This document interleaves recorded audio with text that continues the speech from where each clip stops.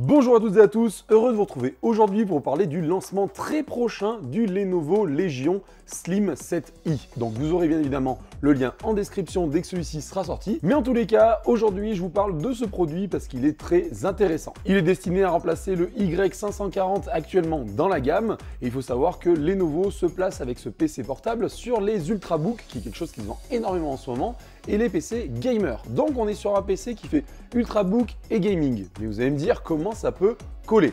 Et vous allez voir dans cette vidéo, je vais expliquer un petit peu pourquoi ce PC est très bien pour du gaming en ultra portable. Allez, c'est parti, on commence tout d'abord par l'aspect visuel de cet ordinateur. Comme vous pouvez le voir, il est très sobre, son châssis est totalement en alu et vous allez comprendre tout de suite pourquoi on parle d'un PC ultra portable. Celui-ci fait seulement 18 mm d'épaisseur, pour un PC gamer c'est extrêmement rare, et pour un poids qui avoisine les 1,8 kg. Donc on est vraiment sur un PC ultra portable et qui embarque de la puissance, on le verra un peu plus loin.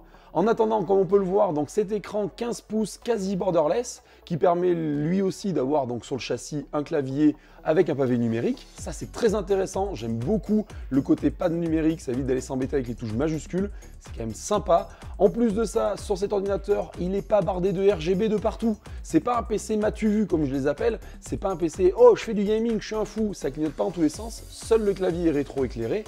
Mais ce qui trahit un petit peu le côté gaming de cet ordinateur, c'est les ventilos à l'arrière qui sont assez proéminents, parce que simplement il faut arriver à refroidir tout ce qu'il y a à l'intérieur de ce PC. Quand on parle de configuration, Lenovo est très intéressant puisqu'il permet de configurer totalement son ordi en passant du processeur jusqu'au disque dur. Ça, c'est quand même quelque chose de bien. Donc ce PC va vous proposer des processeurs 10e génération qui vont partir du i5 en 10300H et qui vont aller jusqu'au i9 en 10980HK. Pour accompagner le processeur, on trouvera une carte graphique. Celle-ci pourra aller de la 1650 Ti jusqu'à la 2060 Max-Q. Et ce PC est donc le PC le plus léger embarquant une 2060 Max-Q. Et ça, c'est quand même très fort. Donc comme vous pouvez le voir, ce PC n'embarque pas la dernière génération de Tiger Lake de chez Intel. La raison est simple, tout simplement, c'est qu'actuellement, il n'y a rien qui est miniaturisé suffisamment pour ce type d'ordinateur. Du coup, on est un peu bloqué sur les processeurs. La même chose niveau carte graphique, la miniaturisation n'est pas assez poussée, donc on ne peut pas avoir les dernières générations. Ou alors si, les générations U, le problème des générations U sur les Intel, c'est qu'actuellement, c'est des processeurs qui sont mis dans des PC portables et qui sont limités en puissance pour éviter de consommer trop d'énergie. Du coup, actuellement, on est très bien avec ce qu'il y a à l'intérieur. Il faut savoir simplement que Lenovo a mis tout ce qu'il fallait dans ce PC au mieux par rapport à ce qui existait actuellement et qui pouvait rentrer dans l'ordinateur, enfin dans le châssis de l'ordinateur. Et pour ce qui est de la RAM, on partira de 8 Go jusqu'à 32 Go en DDR4 avec des fréquences qui pourront aller de 2933 MHz jusqu'à 3200 MHz suivant le processeur que vous allez mettre en face. Niveau stockage, on sera sur des SSD en NVMe M2 qui permettront tout simplement d'avoir du 512, du 1 Tera ou du 2 Teraoctets. Donc ça là-dessus, vous avez l'embarras du choix, mis à part le côté finance qu'il va falloir regarder, mais sinon vous pouvez choisir quand même d'avoir du stockage assez conséquent sur cet ordinateur. On va faire un petit focus sur l'écran. L'écran, il y aura 3 écrans proposés. Donc le premier, ce sera un Full HD en 60 Hz. Donc on sera vraiment sur du basique, entre guillemets. Derrière, vous aurez du Full HD en 144 Hz. Et là, on va parler un petit peu aux gamers. Et au cas où, pour les gens qui aiment bien plus la portabilité et regarder des séries, avoir une qualité graphique au-dessus, on va dire au niveau visuel, on aura un écran 4K cadencé en 60 Hz. En gros, il y en a pour toutes les utilisations, on part du bureautique simple jusqu'au film et en passant par les jeux vidéo. Donc, si vous cherchez un PC gaming, effectivement, la dalle 144 Hz sera beaucoup plus intéressante. Tout en continuant dans la configuration, on va parler maintenant un petit peu du système de refroidissement de cet ordinateur. On le sait, Lenovo a eu du mal avec le Legion 7i au départ à refroidir les ordinateurs de façon, on va dire, efficace. Ils ont tenté les chambres de gaz, ils ont tenté d'avoir des trucs un peu de partout à l'intérieur, ça n'a pas forcément bien marché. Alors on se dit, attention, on a peur. On est sur un PC qui est encore plus fin que son prédécesseur, du coup on peut avoir un petit peu peur et se dire, aïe, ça va encore bloquer et ça va chauffer. Du coup on va perdre en puissance parce qu'effectivement le processeur va devoir descendre sa puissance pour éviter trop de monter en température. Eh bien non, Lenovo nous assure que normalement sur ce modèle-là, tout sera réglé et le refroidissement se fera très bien. Alors j'ai envie de dire qu'une chose, Lenovo, envoyez-moi le PC que je le teste, qu'on regarde ça ensemble, voir si ça marche vraiment bien.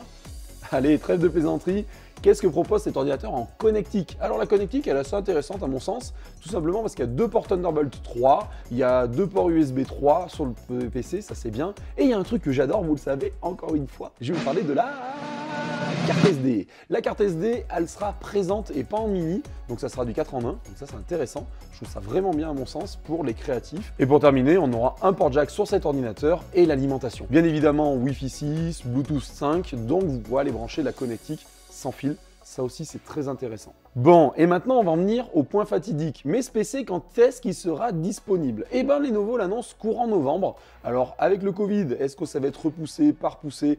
On ne sait pas vraiment. En tous les cas, tout ce qu'on sait actuellement, c'est que ce sera un PC qui sera proposé à partir de 1 400 € pour sa config la plus basse, qui comprendra, si je ne me trompe pas, je le lis parce que je ne l'ai pas en tête, le Core i5 en 10300H et bien évidemment la carte graphique en 1650 Ti. Et voilà, ce qui nous amène à la conclusion de cette vidéo. Ce PC sera-t-il bien ou pas? Sincèrement, sur le papier, il a de belles promesses. Ultra portabilité et gaming, on tape dans un marché que beaucoup de monde recherche.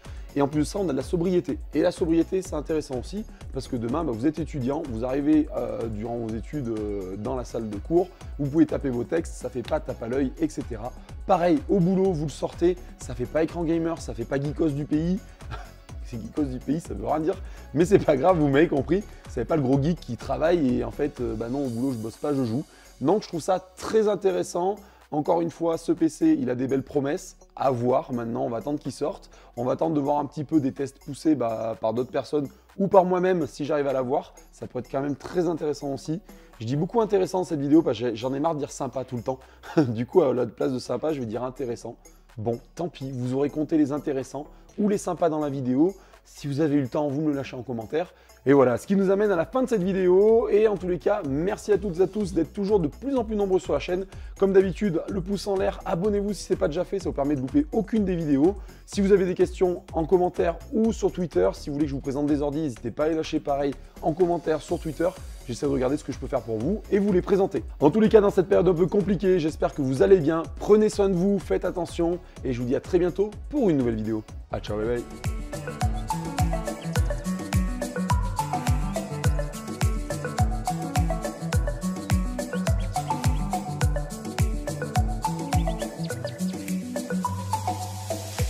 Prenez soin de vous, prenez soin de vos proches. C'est